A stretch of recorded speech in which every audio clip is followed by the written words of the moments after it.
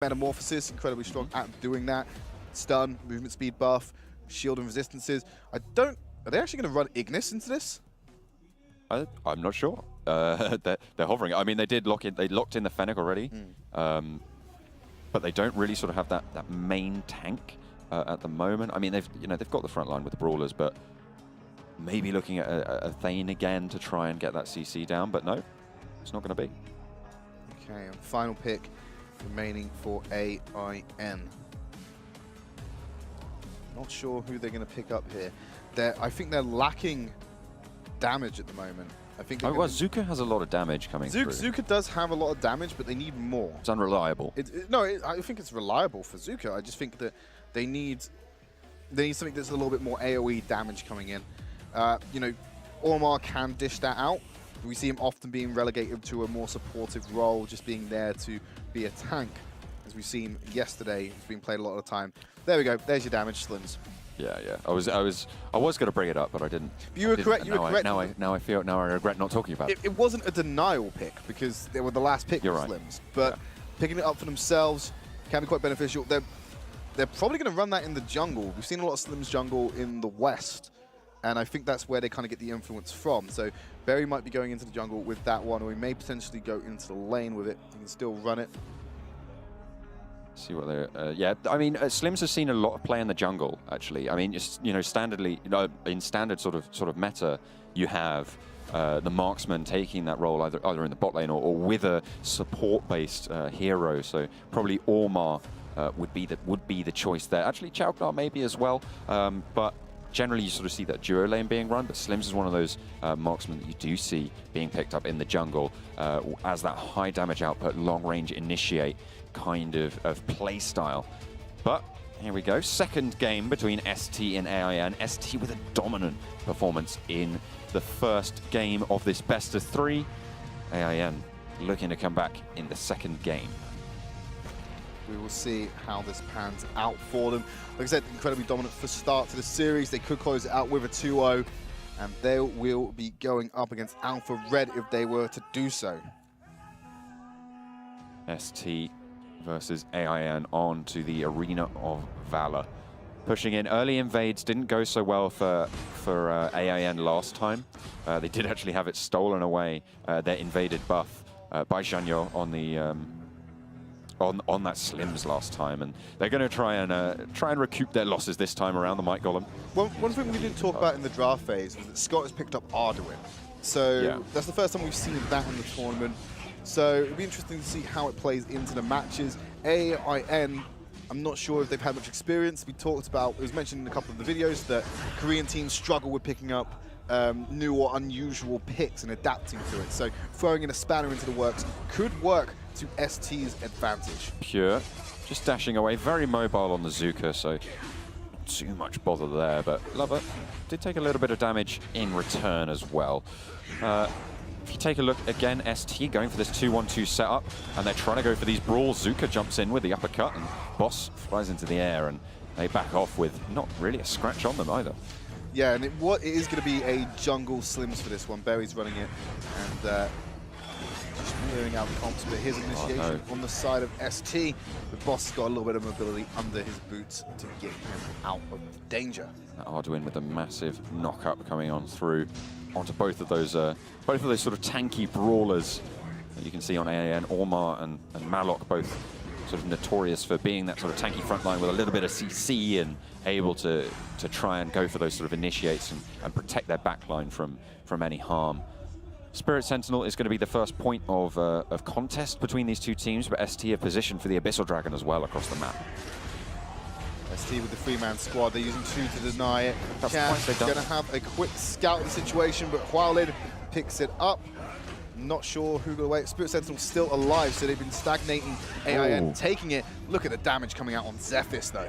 Here's Lover over the wall. Pure gets stunned up, but that's first blood with a nice catch from ST's top lane. Range stun by Lover to secure that kill, and that frees up the Might Golem for them to take. Not even very stunned to get away with that, as Lover is the recipient, and look at the damage being shredded. Forces the heal.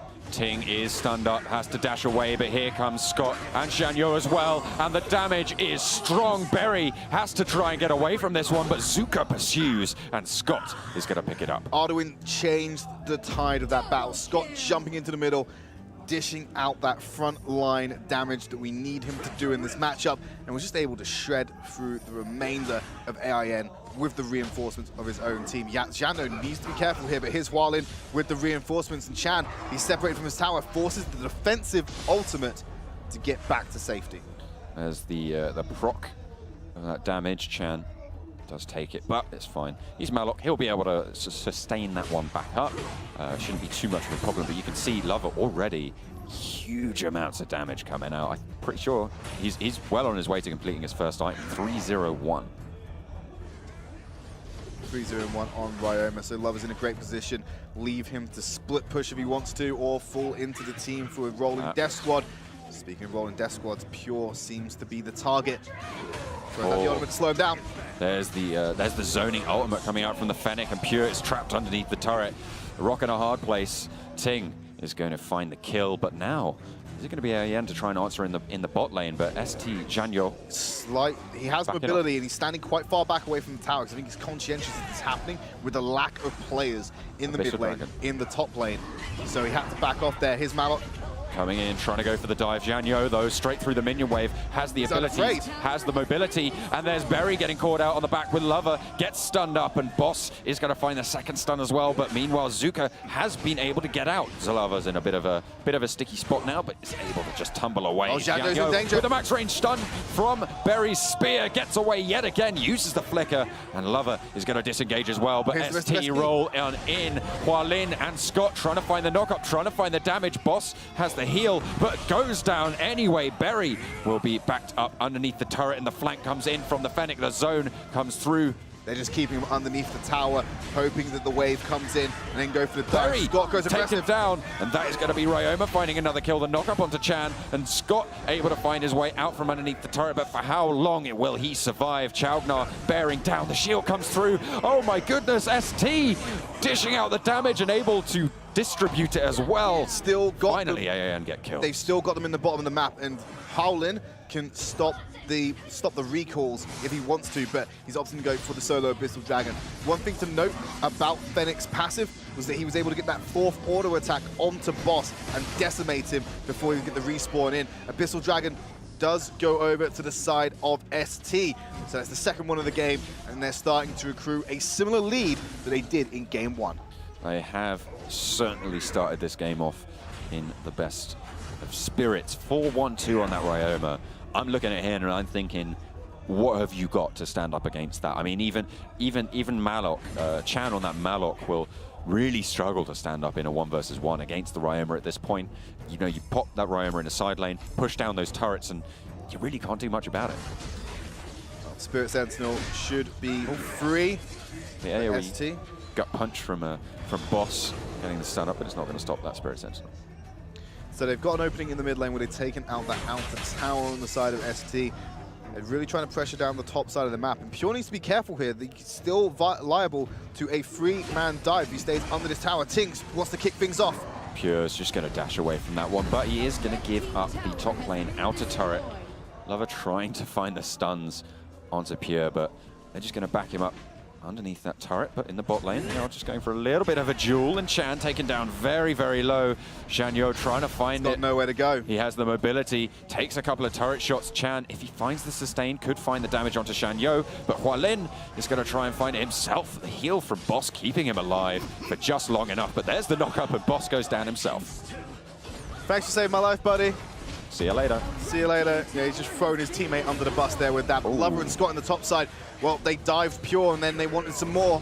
They're trying to find it onto Yurioki on the Chaugnar, but Lover in a bit of a spot of bother. The stun lands onto Scott. If they'd have hit that onto Lover, they probably could have tried to continue that one on, but it wasn't the case. ST find the inner turret on the bot side, and now they're going to look at the inner in the mid.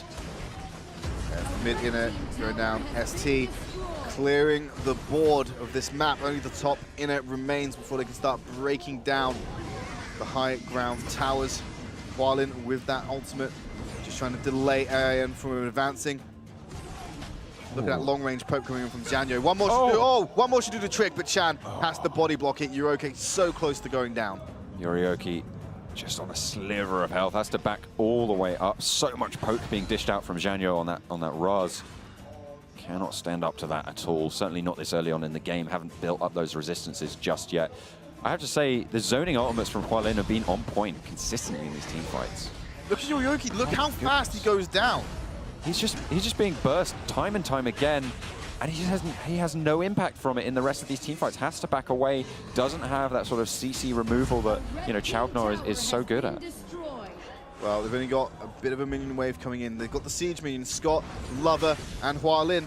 He's got the range to poke away at this tower. AIN need to go aggressive to stop this from going down, but at what cost would they do it? Yorioki, you're out of position. Ting jumps on in, gets the knock-up. Lover as well to back him up. There's the damage coming through, but has to tumble out. The turret range was dishing out the damage, but look at the mid lane. Yeah, and next wave, that top lane tower's coming down, unless ST just look to end the game right now. And it might be the case. Berry taken very low, has to get out of there. Hualin finds the first pick-off on to Pure on Bazooka. Now they're trying to continue it up on towards Boss, and he is going to go down. Ting should be able to continue that one on, and Yorioki backs up to the core. The rest of them just backing up, but the waves are crashing onto the base of AIN. Yeah, Lover just escorted that wave in to get that top high ground tower down. Yorioki goes and sees his maker as Chan will get locked up. Berry as well, he leaps away, but it's not enough. ST are clearing the waves, and they are on the core. They're going to take this second game of the series and get themselves a chance at the bracket against Alpha Red. What a performance. Both Korean teams taking the loss 2-0 in their respective series. ST, though, I have to say, I can see why people are fearing Taiwan at this point. Yeah, extremely dominant performance coming out of them. Unfortunately, in that last fight, they were unable to get onto Hualin. He just stayed on the back line as Slims, dishing out the damage, getting those four procs on the Fennec. Sorry, rather than Slims, he's on Fennec.